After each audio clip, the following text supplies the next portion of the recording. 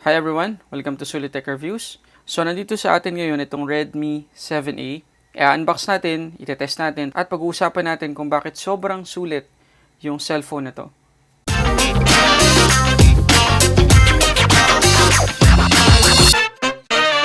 Okay, before tayo mag-start, ito ay galing sa Snowbhel Gadgets and Accessories or Snowbhel Online Store. Nandiyan yung link ng kanilang Facebook page sa description sa baba. Puntahan nyo na lang guys. Meron din silang physical store. Nandiyan din yung address sa description box. Okay, so bagong-bago to guys na entry-level phone ng Xiaomi. Iba pa to dun sa na-review natin last time na Redmi 7. At na-release lang ito mga 2 months ago, mga June, ganun. Tapos meron tong dalawang current price ngayon kasi dalawa yung variant. Yung 2GB of RAM, 16GB of internal storage ay 4,790 pesos. At itong i-open natin yung 2GB of RAM, 32GB of internal storage ay 5,290 pesos. Sobrang mura kahit anong kunin mo doon. Pero kung kukuha ka na lang din entry level phone katulad nito, doon ka na sa pinakasagad, yung 32GB of internal storage. So ang kulay nung bubuksan natin ngayon ay matte black, pero meron pa siyang ibang kulay, morning blue, matte blue, at saka matte gold. Hindi ko lang alam kung madaling makahanap ng mga ganong kulay sa ibang physical store ng Xiaomi.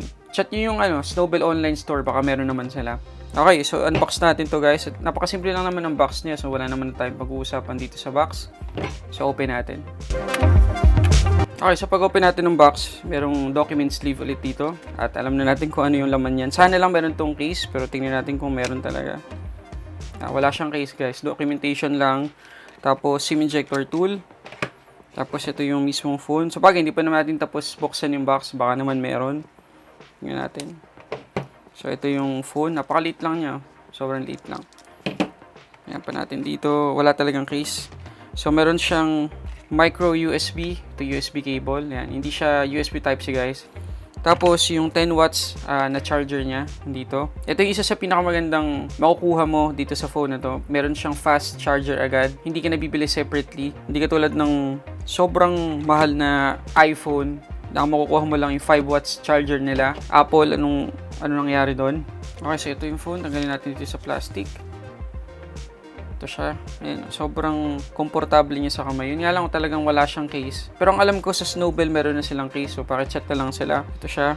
So dito yung ilang specs niya guys. So meron siyang 4,000 mAh na battery. Sobrang laki nun para sa napakaliit na phone na to. Yun nga 4,000 mAh na battery sa isang flagship phone. Ang tagal na ng buhay. Lalo pa kaya dito sa entry level phone ng Xiaomi. Tapos meron siyang 12 megapixels na AI rear camera. Ito yon. Tapos meron siyang 5 megapixels na selfie camera. Tapos hindi siya MediaTek, naka-Qualcomm Snapdragon pa rin siya, 439, 12 nanometer. Tapos 2 GHz yung speed niya. Tapos yung screen niya guys ay 5.45 inches HD plus display. Hindi siya 1080p, okay lang yon kasi maliit lang naman yung screen niya. At kung gusto niyo malaman lang kung ano yung PPI nito, 295 PPI. Tanggalin natin tong plastic.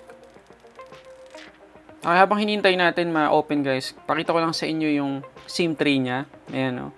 Hindi siya hybrid. Meron talagang dedicated slot para dun sa micro SD card. Tapos dual SIM. Sobrang ganda nun.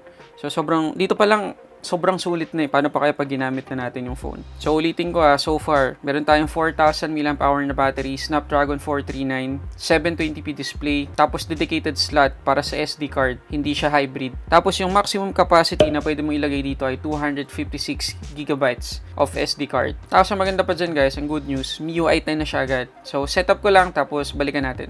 Okay, na-setup ko na siya guys. Ito na siya. Tapos after ko ma-setup, merong update agad yung MIUI 10. Security patch update lang naman. Kaya kung mapapansin nyo, ayan naka July 1, 2019 na siya. Nakakabilib yun para sa hindi stock Android, hindi Android 1 na phone. Kasi updated yung security patch. Okay, so sagutin muna natin ilang questions na baka itanong ninyo tungkol sa phone na to. Okay, so number 1, meron ba siyang second space? Katulad ng ibang Xiaomi phone. Okay, meron guys. So, test natin yan ngayon. Pero dahil wala siyang fingerprint scanner, pin yung gagamitin natin. Okay, pasukin muna natin yung main space. Okay, so yun yung main space. Pasukin naman natin yung second space.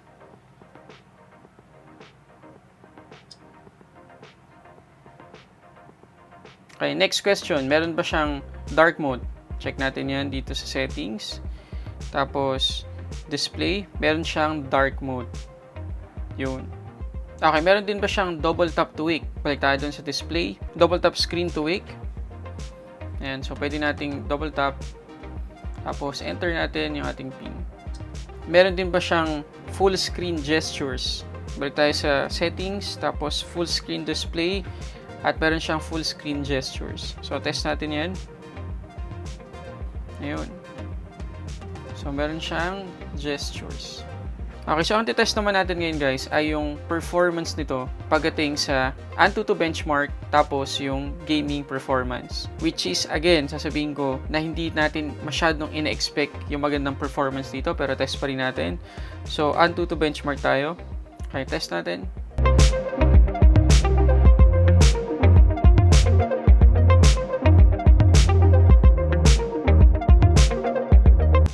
Okay, total score natin guys, 74,359. So talagang entry level lang siya. At para matest talaga natin kung hanggang saan tong performance ng phone na to, mag-asphalt 9 tayo. Okay, take note guys na naka high settings to, hindi siya naka default, talagang sinagad ko siya. So check natin kung kakayanin niya.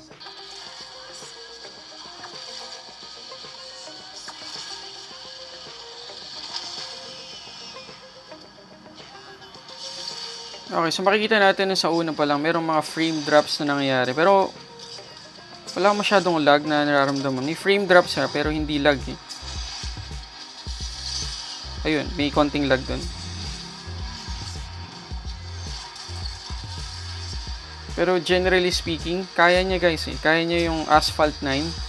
Kahit na 439 lang, o Snapdragon 439 lang yung ginagamit niya. Kayang-kaya niya oh.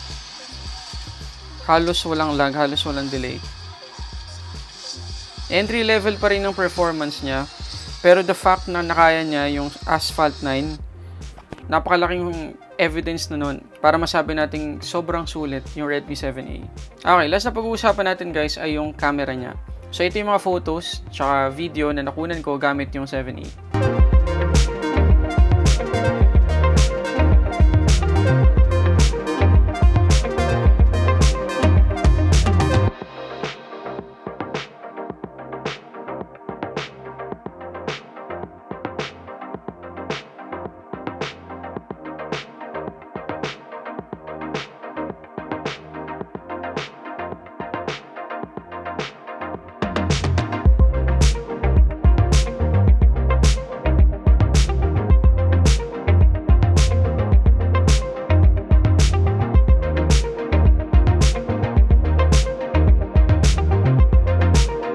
So ano sabi niyo guys dun sa quality ng video tsaka ng photos ng Redmi 7A? So para sa akin, again, sobra pa rin siya para sa 5,000 pesos na price niya. You get more than what you paid for.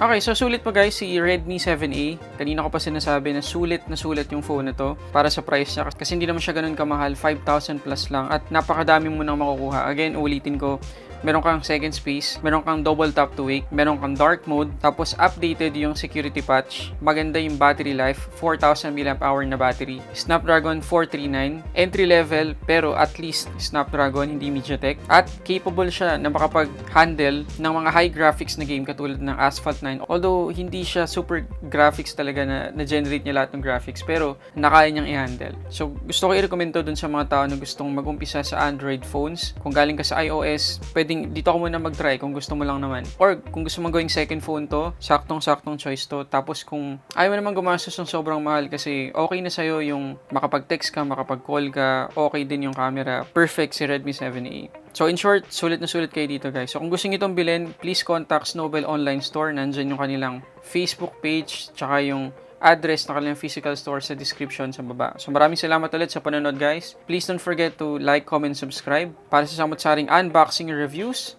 This is Sulit Tech Reviews.